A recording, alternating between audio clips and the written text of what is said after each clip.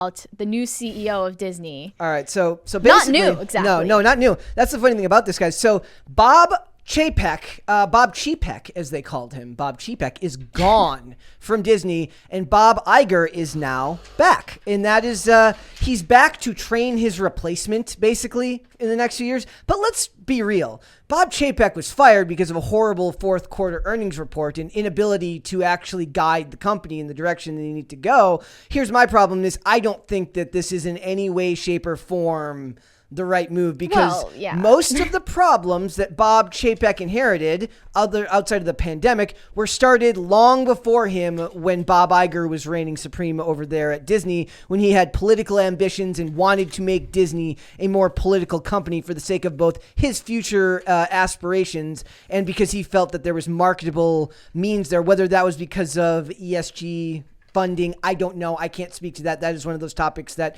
being is that I'm not a finance guy, I can't define it perfectly, but I go by what I feel. And it feels like when a company changes their business model that drastically, that there has to be an incentive outside of actually caring about the messaging. Because I don't believe for a second that a corporation actually cares about messaging or human rights or any of the things that they claim that they talk about. But what I want to ask is this, which is Iger has always, from what I understand, been very critical of Chapek behind the scenes. Magnanimous in public, that's your job as a CEO, right? But what do you think they're paying him? I bet you he got offered an absolutely obscene amount of money. Well, sure, but then Chapek's severance package, I'm sure, is also insane. Well, if not, I don't know if there would be a severance package or it's just they bought out his contract.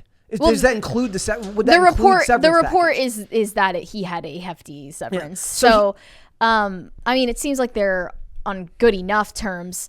What I hate about this is people taking this and running with it as a narrative about get woke, go broke, and how this is some huge victory either for Disney or for the audiences who consume their products.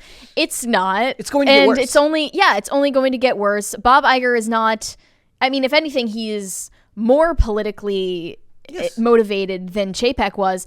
People are mainly Chapek got bullied into being politically motivated by activists when Don't Say Gay, when the parental rights and education bill came out, he was basically bullied by activists within the company to take a stance on it. He initially said that they weren't going to have an opinion on stuff like this, and then the problem is he wasn't strong enough. He didn't stick by his principles, and he bent the knee, and from there on I think he was dead in the water. Then everything else that he ever said was torn to pieces. He recently made these comments about how animation is only for children and not something that adults are interested in without children in the room. And then he just got flamed all over Twitter for saying that. So now people are saying Disney content is going to get so much better now that Iger is back. Iger was responsible for the sequel trilogy.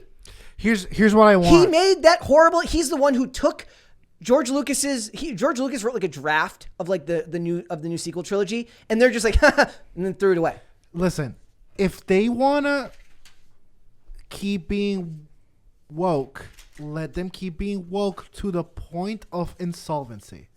Let's see a historic generational company literally become insolvent and disappear out of nothing. If that's what needs to happen for the global consciousness to realize that this movement of being just pissy about everything is unliked and unprofitable, let it be. That's highly optimistic, Dane. The thing is, Disney is woke. They're not broke. They're, for the foreseeable future, they are not going to be broke or anywhere remotely close to it. Yes, they are operating at a loss of near $2 billion, right? But they're able to do that because they're anti-fragile at this point. But and no change of CEO is going to change that. And it's not ideological. You can only lose $2 billion for so long. You can only lose $2 billion a year for so long. Keep doing it. They're planning for Disney Plus to eventually become profitable. That's what they say. But they at went least. into a hiring freeze and Yes. layoffs. And the funny thing is, I remember in June, there was already reports coming out about how bad it was doing financially. But it's like, if you want to talk about gaslighting, one of the things that Hollywood trades, like the magazines, are fantastic at is gaslighting. And they were like writing these glowing articles about Chapek, like, oh, he weathered the storm of the parental rights and education bill. Now Disney is flush with cash, and they're making all these great shows on Disney Plus that people love. And like, what, it took less than 4 months for him to realize, for them to realize that it was never going to work with him in charge. A lot of people conflated. Thank you, guys. Conflated Chapek with David Zaslav, and now they're basically saying they hope Zaslav will be next as far as CEOs getting sacked at their own companies. Zaslav was given a much harder task than Chapek. Disney should have been fine with Chapek as long as he had continued to make movies that went to the theaters and at least made a profit and rolled out Disney Plus at a rate. And they've gotten fantastic subscription growth, but there's so much more consolidation that needs to go for a company like Warner Brothers Discovery when they're consolidating jobs downwards. The other thing is, I think Chapek was just pandemic guinea pig. He was the fall guy. Did you ever see that graphic? Somebody made a graphic like right after COVID-19 started where it showed like 50 separate companies that all had CEOs step down a month before the pandemic was announced. Like, I think that's what this was. I think that they're just like, we need somebody to get us through this. And he just couldn't even rise him to the task of doing this. So they have to bring back Iger, who's going to have to train his replacement. And there's going to be a lot of damage. And what are they going to do if they're not? You said, yes, they're not broke, but they're not making the record profits they were making before. Bob Iger's business model was to buy up properties and then turn them into IP franchises. Who is he going to buy up that they're going to have the time to turn into the next billion-dollar franchise before his time comes and the new guy steps in? Pop Culture Crisis, sponsored by Disney. Hey guys, wasn't She-Hulk great last week? Oh my gosh, I love that episode. Have you seen that new episode of Ray on the new Star Wars? I love it so much. I love girl boss characters so much. It's my favorite. Remember when she said guys should die? I agree. Oh my god. Did you see her twerking? I did with Megan Thee Stallion. That Perfect was so form. Good. Like I'll tell you know what? I'll take the money. Let's go Disney. Let's go. That literally made my life. Oh, it's really giving Chapek. And the thing is with Iger being highly critical of Chapek in private, I wonder if this is just he's laughing. Like he's like, they can't do it without me. Do you think that Iger might have been critical of him for issues related to social justice? Yes, I think that because I feel like while Iger is ideological, he wasn't brought back for ideological reasons. I think partially because his name recognition will stabilize investors, will stabilize stock prices probably after the free fall. The idea is that, but the thing is, it also sends a weak signal when you just oust someone. You know, when a CEO leaves a company, they don't leave they're not just suddenly removed that day. They leave a year from now, and then they slowly make their exit as they train a replacement. They're like, Bob Chapek is stepping away. I'm like, no, he's not. He was fired. Like, you don't want to say that in the statement, and you might be buying out his contract, but he was fired. Yeah, I find it mind-blowing how every side and every corner of this debate is taking a huge dose of copium to interpret this as a win for their side. Yeah. This one tweet said, Disney made the right decision. Perhaps it was purely financial, but either way, Iger helped stand up for LGBTQ employees while Bob Chapek stayed silent as Don't Say Gay passed. But Chapek's indifference cemented the trend of corporations saying nothing as LGBT employees suffered. How did they suffer? So now Bob Iger is coming in to be the hero for his LGBTQ plus employees.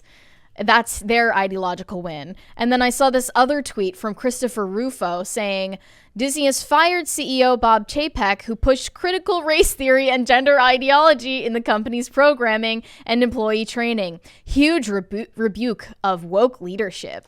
Like, either way you spin it, it's not true. Yeah. Like, he can either be the woke villain that you want him to be, or he can be the villain against wokeness, right?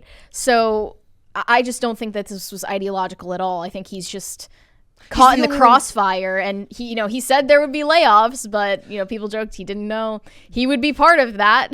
I do think that in part, I don't think the decision is inherently ideological or political. I think that hiring him back comes with that, whether it's part of the baggage of it, but it's also one of those things where I just find it laughable. Who do you get?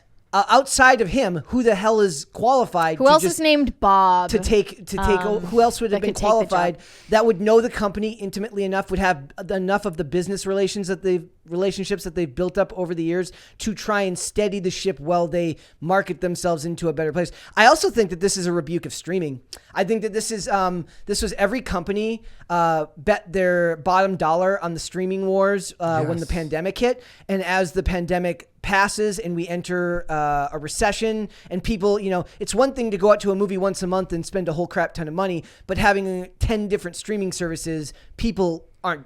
That ain't it, right? Streaming? So it's proving that through this medium that it wasn't the financial boon that they thought it would be, and they're paying the price for that now. Dude, absolutely. Streaming was only cool when everything was on one platform.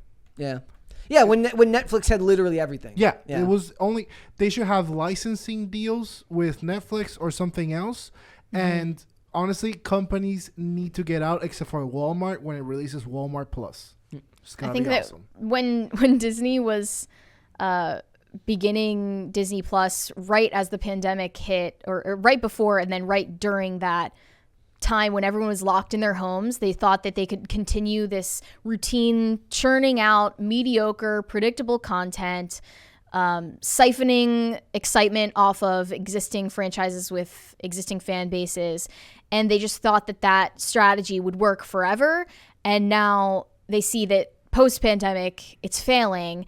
And now you can see them inflating prices for all of their amusement park stuff to make up for it, and making that into a new economy. Relying on influencers and not even middle class, but upper middle class to just the rich. Are the only ones that can to the childless, truly. Yeah. Right. Which is it's funny too, because then they were talking about, what was it? Because they're talking about Deadpool 3, and they're talking about how are they going to make Deadpool 3 when Disney, has their rules about, or in the past they've had the rules about what could be put on their page. Remember, what was the movie where they fixed her hair so it wouldn't cover her butt?